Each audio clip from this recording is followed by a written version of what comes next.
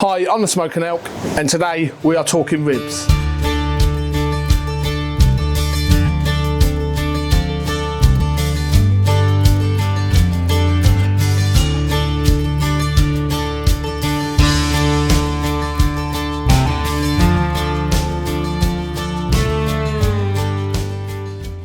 Today we're going to talk about ribs. Now there are a few different cuts of ribs that you can buy. I would highly recommend that you find yourself a decent butcher where you can get some good quality, either baby back ribs, spare ribs or St. Louis cut ribs. If you go to the supermarket and get these little fiddly ribs where you can see the bone sticking through, yes, they're going to be tasty, but try and do yourself a justice and get yourself some nice meaty ribs. So today we're going to be looking at St. Louis ribs. Now these are spare ribs that have been trimmed, the rib tips have gone, a couple of the end bones have gone, and what you're left with is this lovely, uniform, rectangular rack of ribs. Now we don't need to do a lot of prep work to these. We're going to remove this membrane here, because if you smoke these and you leave this membrane on, you're going to have to take it off at the end. It's going to be chewy, you're not going to like it, and the rub's going to be on that membrane. So when you take it off, you're losing all that flavour. So I'm going to show you how easy it is to take this membrane off here, just using a butter knife and a bit of kitchen roll. Okay, so removing the membrane couldn't be easier. You just take a butter knife and work the knife under part of that membrane. Now this is really tough, but you can get your knife under there and then just start to kind of loosen it away from the meat, from those bones, all the way through as far as you can. And then we just want to grab ourselves some kitchen roll. This is going to help us to grip the membrane. Sometimes it'll come off in one piece, other times it'll come off in a few pieces. Don't worry too much, we will get there in the end. So you can just see that when we pull that up there, that membrane is coming away from the ribs. And then we want to do the same again on this bit here. If it doesn't come off first time, just get your knife under there again, just to loosen another bit of that membrane. Remember, this can be quite tough, but it's pretty simple once you get the hang of it. So again, kitchen roll, get your grip, and just pull that membrane away, like so. So now we want to get these rubbed up. Now I'm using this Smokey Bandit from Smoke Club. This is an American rub. With pork ribs, you want them to be sweet, you want them to be smoky, and this is everything. This is sweet, this is smoky. I mean, it's got brown sugar, paprika, pepper, salt, garlic powder, all the flavours that I want to put on those ribs. So we're going to go ahead, get this coated liberally on both sides of these ribs, get them rubbed up, ready for the smoker.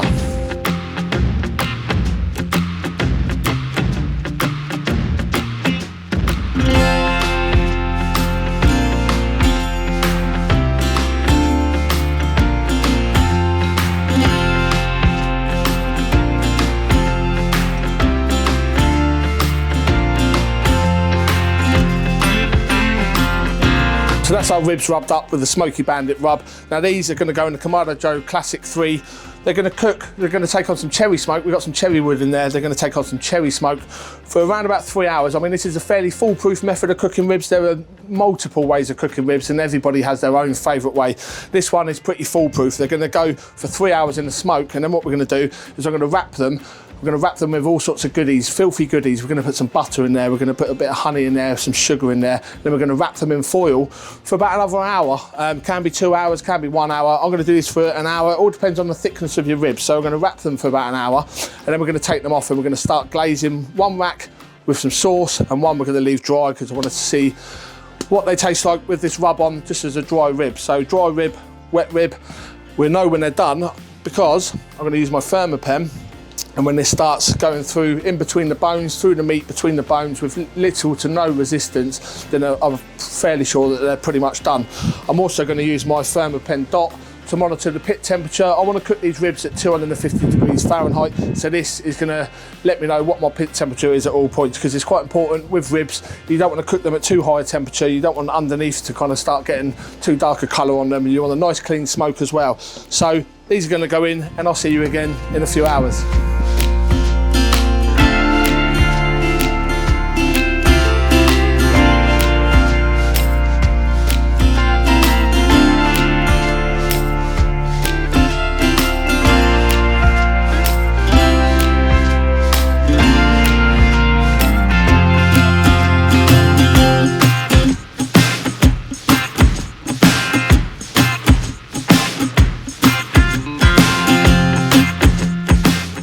So the ribs have been sat there for about 3 hours now at about 250 to 270 Fahrenheit. I know the temperature because my Thermapen Dot has kept an eye on the temperature for me. They've taken on some lovely cherry smoke. They've taken on more than enough smoke that I need now. So we're going to take them off. I'm going to get some foil. And on the foil, we're going to go with a layer of brown sugar, honey and butter. And we're just going to sit the ribs meat side down on that filthy goodness. And then we're going to wrap them back up in the foil, stick them back in there for about another hour. And then we're going to take them off, see how we're getting on with the bend test, with the Thermapen. And then obviously we're going to finish one of them off with a glaze. So let's get these out, get them wrapped up with all this sticky, sweet goodness and get them back in the Kamado Joe.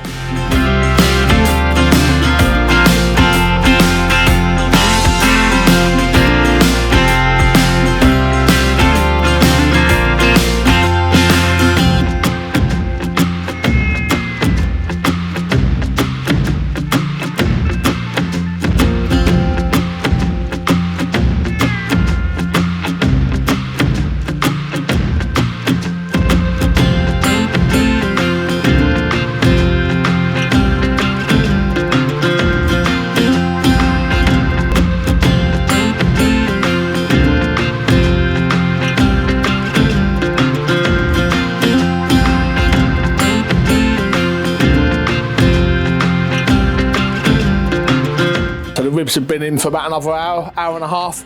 I'm dying to see how we're getting on with them. So we're going to take them out, we're going to unwrap them. I'm going to use my Thermapen and start poking it into the meat between the bones just to check for tenderness. If I'm happy that we're nearly there, I'm going to glaze one of them with this blackberry bourbon smoky barbecue sauce. The other ones I'm just going to leave dry because we want to taste that rub and see exactly how that rub, what sort of flavour profile we get on there with the cherry smoke. So let's get them out of the Kamado Joe over here and take a look.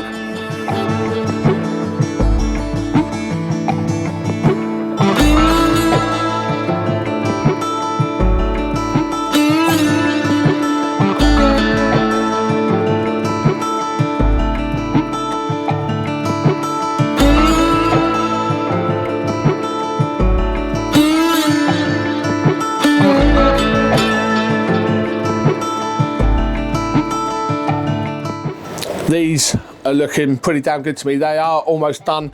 As you've just seen, I've just used the Thermapen just to poke it into that meat, and it is just going in with no resistance whatsoever, which is exactly what we're after. If you're looking for a temperature, they're sitting at about 88 to 90 degrees. So these ones, I'm going to leave as they are. These ones I'm going to stick the glaze on. Now, the colour is probably a little bit darker than what I wanted, but that's okay. We're battling the elements here today. So I've had both of the vents nearly closed on this thing, and it's still climbing up in temperature. So they ended up cooking at about 275 in the end, but I'm fine with that. These still look good.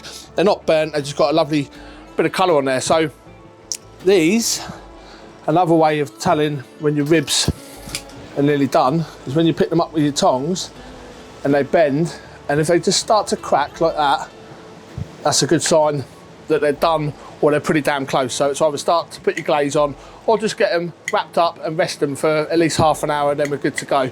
So let's get the glaze on, get them back in there for about another 20 minutes, half an hour, and then we're going to slice it and eat.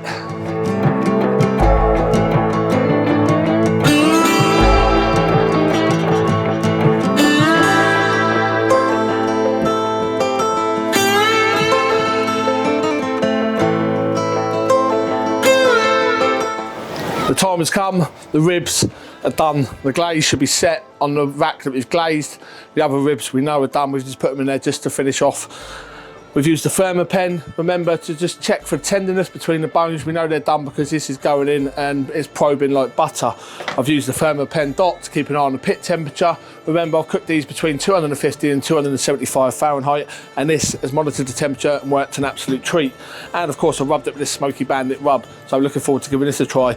So I'm going to get the ribs out, we're going to slice them up, and then we're going to have a taste. Let's do it.